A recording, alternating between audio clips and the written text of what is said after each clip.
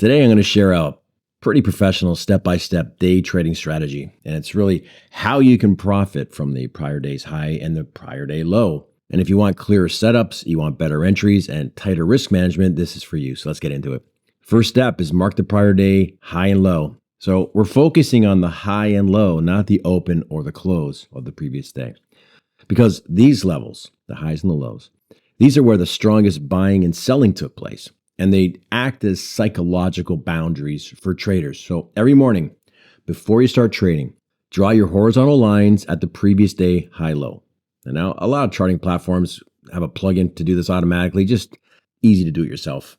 And why do they matter, these levels? Because they're actually magnets, targets for price, because that's where liquidity pools. So think of them as the battleground where buyers and sellers, they fought the hardest yesterday. And institutional and retail traders, they watch these levels. So they often become the focal point for whatever's going to happen today. And then we want to wait for some confirmation, a breakout or rejection.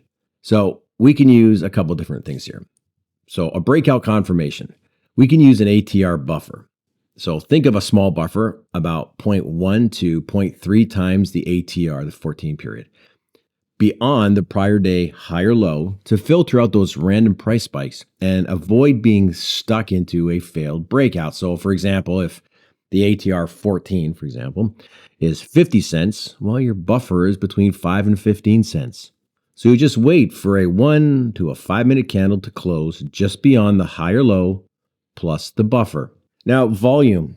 You can look for a clear surge in volume on that breakout candle because it does show some participation. It does show momentum. But what's more important for a continuation is seeing higher volume after the breakout. And look for a strong candle body. So that breakout candle, it should have a solid body, not just a wick.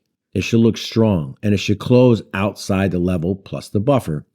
So this is going to show conviction, not just a quick price probe. But then we have failed breakouts, rejections. And if price breaks the prior day high or the prior day low, but it forms a candle with a long tail, a wick, and it closes back inside the previous day's range, this is a classic sign of rejection, a failed breakout. So if you're looking for a failed upside breakout, you just look for a long upper wick and a close back below the prior high. For a failed downside breakout, just the opposite. Look for a long lower wick and it close back above the prior low. And volume spikes, when you see a rejection, these are often more powerful when you do see a spike in volume. It shows that the breakout temp was aggressively countered by the opposite side. Now we want to enter. And how do we do that? We can enter on the close of the 5-minute candle, and this is for breakouts.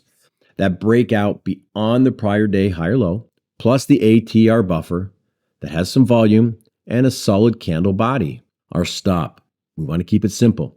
We want to place our stop just below that setup candle or the prior day's low if it is a small range prior day. We just don't want to be too far away. Our target, simple. Aim for at least a 2-to-1 reward to risk ratio. You can also look at a 1 risk to 1.25 reward ratio. Why? Those will get hit a lot more often. You can use the next major support or resistance zone. You can use a multiple of the ATR. You can use a measured move based on the prior day's range. There's lots of different ways you can make your targets. But for simplicity's sake, just look at the reward to risk ratio and talk about risk per trade. Again, the standard rule is 1 to 2% of your account on a single trade. Just adjust the position size based on the distance to your stop. Now, if we have a failed breakout, we want to enter in the opposite direction when we see that long wick or tail and a close back inside the range with a volume spike that can confirm the rejection. The volume is a hit and miss. But sometimes you just want to trade the break of that candle. So for a failed upside breakout, enter short after a long upper wick and a close back below the high. For a failed downside breakout, enter long after a long lower wick and close above the low. Our stop placement's different here because sometimes those wicks can be really long. So place your stop at the halfway part of that candle because often what happens, if price breaks below that candle and then starts to reverse, it's probably going to hit the high of that candle and look for stops. Our target, Keep it simple. The first target is the opposite side of the prior day range. And you can consider scaling out at that. You can consider trailing your stop if the momentum continues. It's just something you have to find that you're comfortable with. And again, risk per trade, 1 to 2%. So, of course, there's some common issues, and one of them is don't chase every move. So, not every touch or minor break is a trade. Wait for that confirmation, a strong close or a long wick, and that close back inside for the failed breakout.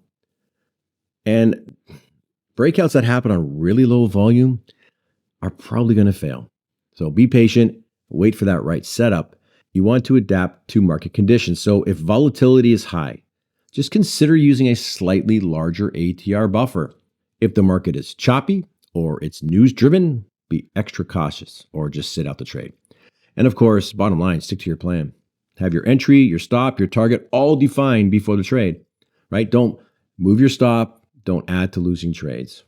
So quick recap, mark the prior day high low at the start of each session. For breakouts, wait for the 5-minute close above the level plus the buffer with stronger volume. That's something you have to decide for yourself. And a solid candle body. For failed breakouts, look for that long wick or the tail, the close back inside the range. Use proper stop placements, proper risk management, and always trade with the plan. It's huge. Let the market come to you. And if you found this helpful, like, subscribe. Thanks for watching. Make sure you trade smart. See you in the next video. Everything discussed here is our opinion, and it is not to be taken as investment advice because we are not your financial advisor, nor have we considered your personal situation as your fiduciary. This presentation is for your education and entertainment only. Please review NetPicks' full risk disclaimer and privacy policy.